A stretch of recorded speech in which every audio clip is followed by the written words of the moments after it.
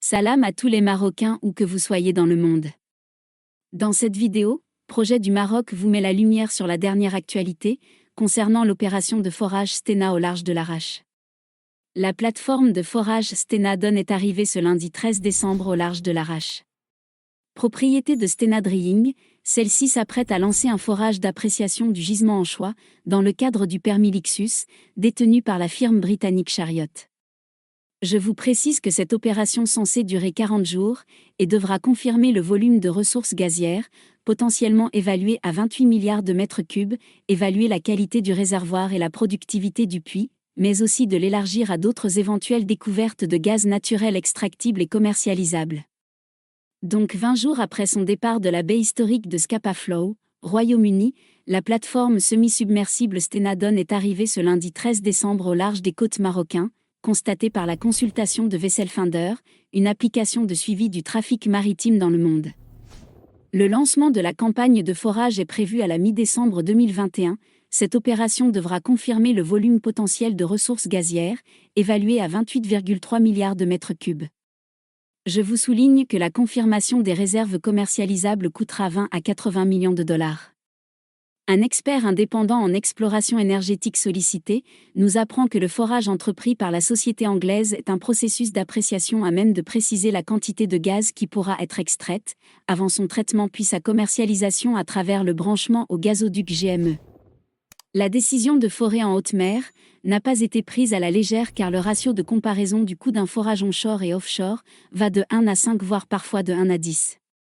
Pour donner un exemple concret, la seule location du derrick qui soutient le dispositif de forage et du trépan qui casse les roches du plancher marin revient à plus de 600 000 $ par jour.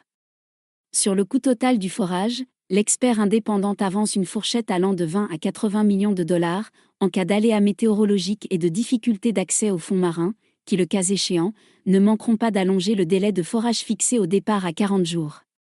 Cela dit, le coût de revient final dépendra aussi des conditions commerciales et financières que la société a été capable de négocier avec ses fournisseurs de services, comme le géant des services pétroliers Halliburton dans le cas de Chariot, explique notre source qui considère que le futur forage est plus que prometteur.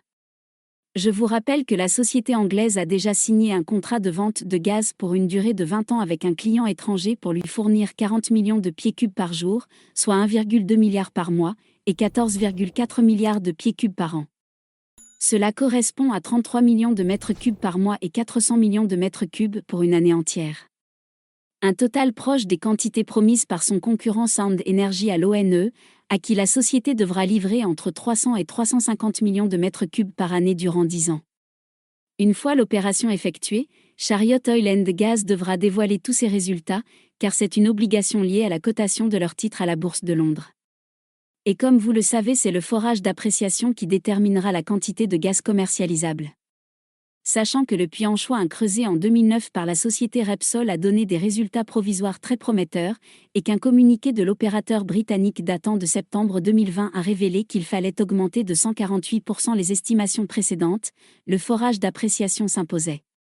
Forte de ces estimations très encourageantes, Chariot a réussi à mobiliser des investisseurs qui devront débourser au total 50 millions à 100 millions de dollars pour financer ce projet, qui au regard des risques financiers, a semble-t-il de fortes chances de s'avérer rentable rapidement. À la question de savoir à quel horizon la société sera en mesure d'estimer de manière précise le potentiel gazier, l'expert affirme qu'un forage d'appréciation donne des résultats fiables, mais qu'il faut y ajouter une période complémentaire de calcul et d'interprétation des données recueillies après le creusement. Ainsi, d'après lui, après 40 jours de forage et environ 10 jours d'études techniques, Chariot devra communiquer les résultats finaux de son forage par la voie d'une annonce sur le marché boursier. Au final, soit le gisement va s'avérer sans intérêt et renvoyer les géologues à leurs calculs pour revoir leurs hypothèses, soit ils obtiendront des résultats en ligne avec leurs attentes, ou d'une quantité de gaz commercialisable au-dessus de leurs estimations, conclut l'expert pour qui l'entreprise anglaise sera vraiment fixée d'ici la fin du mois de janvier. En cas de confirmation de ces réserves, le puits anchois pourrait être le plus important de toute l'histoire de l'exploitation gazière du Maroc. Je vous rappelle que selon une source autorisée de l'ONIM, la confirmation d'un potentiel exploitable de 28 milliards de mètres cubes de gaz naturel serait une excellente nouvelle.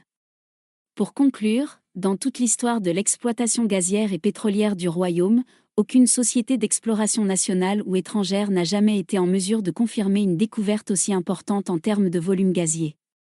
Voilà, la vidéo d'aujourd'hui arrive à sa fin, n'hésitez pas à l'aimer et abonnez-vous à la chaîne. Et à la prochaine vidéo.